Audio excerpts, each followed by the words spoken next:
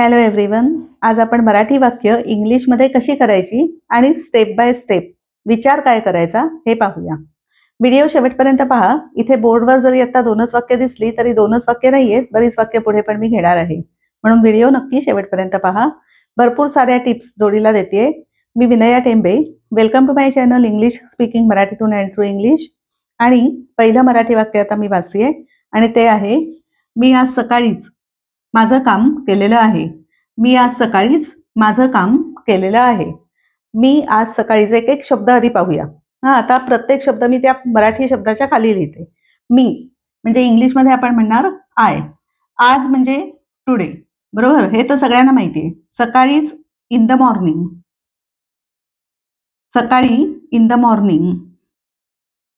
आता in the morning सकाळी नुसतं झालं. या च काय करायचं? तर सकाळीच इन द मॉर्निंग इटसेल्फ. हे झालं सकाळीच साठी. इन द मॉर्निंग इटसेल्फ हे पूर्ण झालं. या सकाळीच या एका शब्दासाठी हे एवढं पूर्ण इंग्लिशमध्ये. सकाळीच इन द मॉर्निंग इटसेल्फ. पुढचा शब्द माझं. माझं म्हणजे माय. काम म्हणजे वर्क. वर्क म्हणजे काम. आणि केलेलं आहे. आता हे क्रियापद पाहूया. केलेलं आहे. आहे म्हणजे मुळात तो वर्तमान काळ, आणि केलेलं आहे म्हणजे कंप्लीट झालंय, माझं काम करून झालंय, पूर्ण झालंय. पूर्ण वर्तमान काळात क्रियापदाची रचना कशी करायची ती एक लक्षात घ्यायची असते नेहमी, आणि ती असते हॅज किंवा हॅव अधिक V3. V3 म्हणजे क्रियापदाचं दुसरं रूप. आता करणे हे इथलं क्रियापद आहे. तर करणे म्हणजे डू, डीड आणि डन. मग आपल्याला V3 म्हणजे डन घ्यायचं आहे. हॅज घेणार की हॅव घेणार हे कशावरून ठरवणार आपण? तर आय हा आपला कर्ता आहे. आय हा कर्ता असताना आय हॅव, म्हणून आपण हॅव डन हे केलेलं आहे साठी आपण लिहिणार हॅव डन. केलेलं आहे हे झालं क्रियापद आणि ते आपलं असणार आहे हॅव डन. ओके, हे झालं प्रत्येक शब्द. आता रचना वाक्याची ह्या मराठीतली इंग्लिशमध्ये करताना कर्ता पहिला. कर्ता आपला काय आहे? आय. इंग्लिशमध्ये कर्त्यानंतर क्रियापद घ्यायचं. क्रियापद आपण काय बनवलं इकडे? Have done. आय त्यानंतर क्रियापद हॅव डन. हॅव डन ही दोन्ही शब्द क्रियापदातच येतात. क्रियापदच आहे ते. म्हणून I have done. I have done. आता मी काय केलेलं आहे? ते जे ऑब्जेक्ट म्हणजे कर्म आहे ते कर्ता क्रियापद मग कर्म. मग मी काय केलेलं आहे? तर माझं काम. I have done. माझं कामला आपण इथे शब्द घेतला माय वर्क, बरोबर? म्हणून I have done my work. I have done my work. आणि कधी केलेलं आहे? तर आज सकाळीच. आज सकाळीच. टुडे म्हणजे आज हा शब्द घेतला. इन द मॉर्निंग इटसेल्फ हे सकाळीच साठी घेतलं. आज सकाळीच हे आपण जसं आहे तसंच लिहू शकतो. I have done my work today in the morning itself. Today in the morning itself. अशा पद्धतीने आता आपलं हे पहिलं वाक्य इंग्लिश मधलं तयार झालं. काय वाक्य तयार झालं? I have done my work today in the morning itself. Okay, पहिलं झालं. असंच सेकंड पाहूया स्टेप बाय स्टेप. शब्द पहिल्यांदा पाहणार आहोत. वाक्य आहे, मी आज सकाळपासून माझं काम करत आहे. मी आज सकाळपासून माझं काम करत आहे. परत आय म्हणजे मी. इथे मी परत ते शब्द लिहिते. आज म्हणजे टुडे. आता सकाळपासून या शब्दासाठी आपण म्हणणार पासून, सिन्स, आणि सकाळ मॉर्निंग. सकाळपासून सिन्स मॉर्निंग हे सकाळपासून साठी झालं, बरोबर? माझं काम. आता माझं काम याच्यासाठी माय वर्क.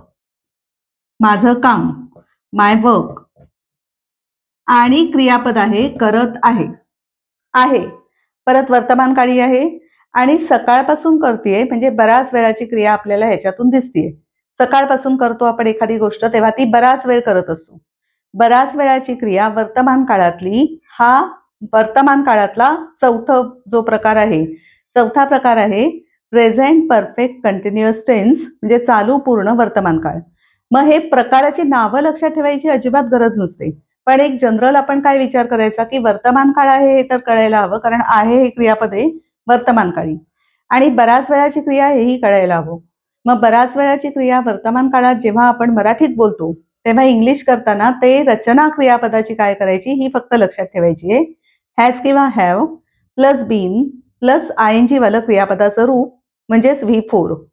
हॅज किंवा have plus been plus V4. आता इथे मी V3 लिहिलंय, डू डीड आणि डन. V4 ING वालं रूप असतं, ते या पहिलं जे डू असतं त्या डूला आपण ING लावतो. पहिल्या क्रियापदाला नेहमी ING लावतो, मग ते होतं V4 म्हणजे क्रियापदाचं चौथं रूप ING वालं डुईंग. मग आत्ताच्या वाक्यात आपल्याला डुईंग घ्यायचंय. आता हॅज की हॅव परत मगासारखं आय हा करता असल्यामुळे हॅव घेणार. आय हॅव बीन हा मध्ये क्रियापदातला शब्द असावा लागतो या रचनेत. I have been doing. Have been doing हे आपलं झालं क्रियापद, करत आहे याच्यासाठी झालं have been doing. Have been doing हे झालं आपलं क्रियापद. ओके. आता वाक्याची रचना. करता पहिला आय, क्रियापद दुसरं have been doing. I have been doing, करता अधिक क्रियापद अधिक कर्म. मी काय करत आहे? माझं काम. I have been doing my work. करता अधिक क्रियापद अधिक कर्म ही बेसिक रचना पूर्ण झाली. त्याच्या पुढे आता सकाळपासून आणि आज दोन शब्द राहत आहेत. सकाळपासून आणि आज. आता सकाळपासून आणि आज हे आपण उलटे सुलटे कसंही लिहू शकतो. टुडे सिन्स मॉर्निंग म्हटलं तरी करेक्ट आहे, सिन्स मॉर्निंग टुडे असं म्हटलं तरीही करेक्ट आहे. मी आता इथे लिहिताना जसं मराठीत आहे तसं लिहिते, टुडे आज आणि सकाळपासून सिन्स मॉर्निंग. सकाळपासून सिन्स मॉर्निंग. आणि अशा पद्धतीने आता आपलं सेकंड वाक्य सुद्धा पूर्ण झालं. काय झालं? I have been doing my work today since morning. Basic रचना दोन्ही वाक्यांमध्ये. हे आहे आपलं पहिलं वाक्य आणि हे आहे आता आपलं दुसरं वाक्य. बेसिक रचना काय असेल दोन्ही वाक्यांमध्ये? तर पहिला घेतला करता म्हणजेच सब्जेक्ट, प्लस आपण घेतलं वर्ब म्हणजेच क्रियापद, प्लस आपण घेतलं ऑब्जेक्ट म्हणजे कर्म, आणि प्लस जे काही असेल ते एक्सेट्रा एक्सेट्रा. म्हणजे एक्सेट्रा एक्सेट्रा मध्ये आत्ताच्या येतात टुडे हा शब्द येतोय, सिन्स मॉर्निंग हा शब्द येतोय, वरच्या याच्यात today in the morning itself असे शब्द येत आहेत, ते मग नंतर घेत जायचे. अशी ही रचना वाक्यांची करायची आणि अशा पद्धतीने वाक्य करायची. पाहूया अजून दोन वाक्य. वाक्य आहे काल रात्रीपासून पाऊस पडत आहे. काल रात्रीपासून पाऊस पडत आहे. बरोबर. आता परत आपण शब्द बघूया मगाच सारखेच. काल येस्टरडे. काल म्हणजे येस्टरडे. बरोबर. रात्रीपासून पासून सिन्स. रात्र नाईट. बरोबर. रात्रीपासून सिन्स नाईट. पाऊस, पावसाला आपण म्हणतो रेन. हे पाऊस पर्यंत लिहिलं. आता आपण पडत आहे. परत आहे म्हणजे वर्तमान काळी झाली क्रिया आणि वर्तमान काळी झाली म्हणून आपण कुठचा काळ घेणार? तर रात्रीपासून पाऊस पडतोय, बऱ्याच वेळाची क्रिया आपण परत घेणार आहोत. जेव्हा आपण रेन बद्दल बोलतो तेव्हा त्याला सब्जेक्ट म्हणून आपण इट हा शब्द घेतो. इट सब्जेक्टच्या जागी घेतो. इट. म्हणून आता आपण इट लिहूया, वाक्य बनवूया. पहिला करता. मग अशी तर मी तुम्हाला सांगितलं की करता अधिक क्रियापद अधिक कर्म अशी आपली रचना बेसिक ठरलेली आहे. इट हा घेतला करता. बऱ्याच वेळाची क्रिया. आता ही शी इट असताना हॅज किंवा हॅव यातलं काय घेणार? तर हॅज घेणार ऑफकोर्स. It has. बऱ्याच वेळाच्या क्रियेत काय करायचंय? हॅज प्लस हॅज किंवा have plus been plus V4 म्हणून इट हॅज बीन. बीन. आणि आता हे जे रेन शब्द जो आपण घेतलाय त्याच शब्दाला क्रियापद म्हणूनही ते वापरतो आपण, म्हणून त्याला ING लावलंय. रेन हे क्रियापद सुद्धा आहे हा बाय द वे. रेन हे क्रियापद आहे आणि मग इट हॅज बीन रेन या क्रियापदाचं चौथं रूप ING वालं. इट हॅज बीन रेनिंग म्हणून हे झालं क्रियापद आपलं. इट हॅज बीन रेनिंग हे क्रियापद झालं. आता कधीपासून?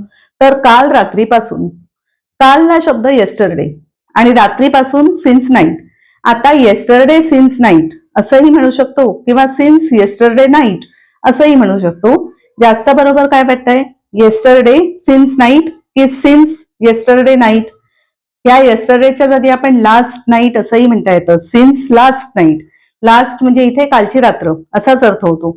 सिन्स येस्टरडे नाईट किंवा सिन्स लास्ट नाईट हे जास्त बरोबर वाटतंय, म्हणून मी तिथे लिहिते आता दोन्ही ऑप्शन सकट.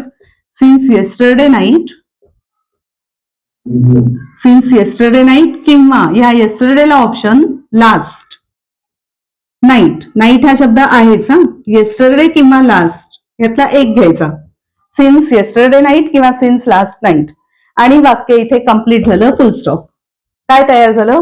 It has been raining since yesterday night किंवा it has been raining since last night. आता पाहूया चौथं वाक्य. काल रात्री खूप पाऊस पडला होता. काल रात्री खूप पाऊस पडला होता. शब्द पाहूया. काल येस्टरडे. परत एकदा आधी शब्द नुसते लिहिते मी. काल म्हणजे येस्टरडे, रात्री म्हणजे ऍट नाईट. आता रात्री तेव्हा आपण नुसतं नाईट नाही म्हणत, तर ऍट नाईट. रात्री इन द नाईट पण नाही म्हणत कधी, ऍटच लावतो नाईटच्या आधी. ऍट नाईट, रात्री ऍट नाईट. खूप पाऊस, पाऊस म्हणजे रेन, खूप. आता परत मी रेन म्हणजे पाऊस नुसता शब्द लिहिते, क्रियापद म्हणून ऑफकोर्स ते वापरायचंय. क्रियापद म्हणून वापरायचंय. आणि पाऊस जेव्हा खूप पडतो तेव्हा तिथे आपण व्हेरी रेन असं नाही म्हणत, खूप म्हणून हेविली म्हणतो. जोरात पाऊस पडत होता. हेविली हा शब्द आपण वापरतो कशासाठी? तो खूप किंवा जोरात पाऊस हे जे आहे त्यासाठी आपण हेविली वापरतो. आणि क्रियापद आहे पडला होता. या क्रियापदात होता हा शब्द आपल्याला काय दाखवतो? काळ कुठचा दाखवतो? तर भूतकाळ दाखवतो.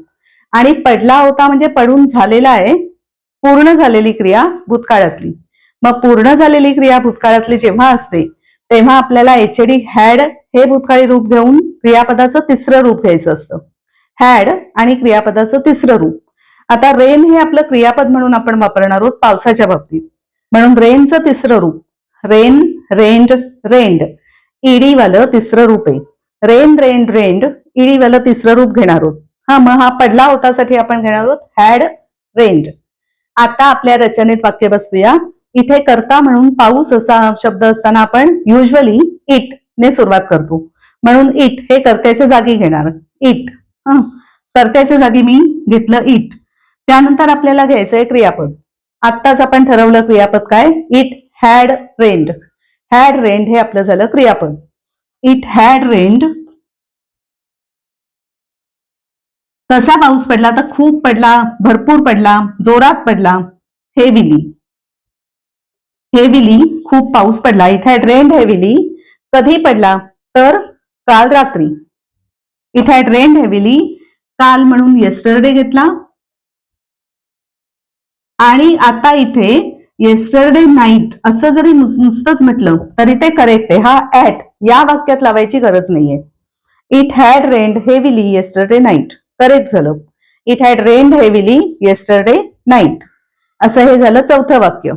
अशा पद्धतीने वाक्यांची स्टेप बाय स्टेप आपण जुळवत जायची, वाक्य ती बरोबर रचनेत बसवायची आणि अशी प्रॅक्टिस करत करत हळूहळू आपलं इंग्लिश सुधारायचं आणि सहजपणे बोलायला लागायचं. All the best to each and every one of you. Thank you very much for watching this video today. Bye bye.